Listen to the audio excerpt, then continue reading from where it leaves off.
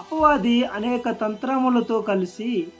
తంత్రములు కల్పించి ప్రతి వ్యక్తిని దేవుని నుండి దూరం చేస్తూ వచ్చాడు.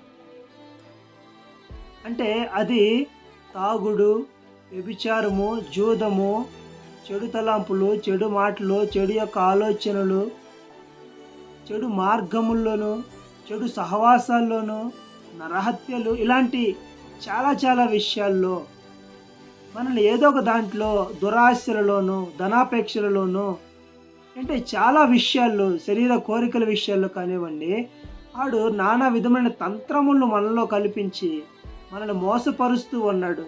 అయితే దేవుడు ఎంత మంచి దేవుడయ్యా అంటే ఒక చక్కని ఒక చక్కని అవకాశము, ఒక ఆఫర్ ఇస్తూ ఉన్నాడు. ఏందయ్యా అంటే యెషయా ప్రవచన గ్రంథము 43వ అధ్యాయము 24, 25 వచనాలు ఒకసారి చదివినట్లయితే ఎంతో చక్కని ఆఫర్ ఇస్తూ ఉన్నాడయ్యా. నీ పాపముల చేత నీవు నన్ను విసిగించితివి, నీ దోషముల చేత నన్ను ఆయాస పెట్టితివి.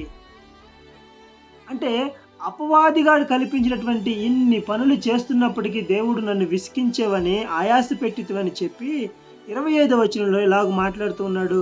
నేనే నా చిత్తానుసారముగా నీ అతిక్రమలను తుడిచివేయుచున్నాను, నేను నీ పాపములను జ్ఞాపకము చేసుకొనను.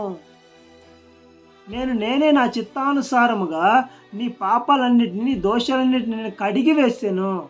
నీ కొరకు మీ యొక్క పాపాలు, దోషాల నిమిత్తమే నేను కల్వరి కొండపైన, ఆ గోల్కొతా కొండపైన, కల్వరి సిలువలో నా రక్తమును కార్చి మీ పాప దోషానంతా కడిగి వేసాను, నేను జ్ఞాపకం చేసుకోను.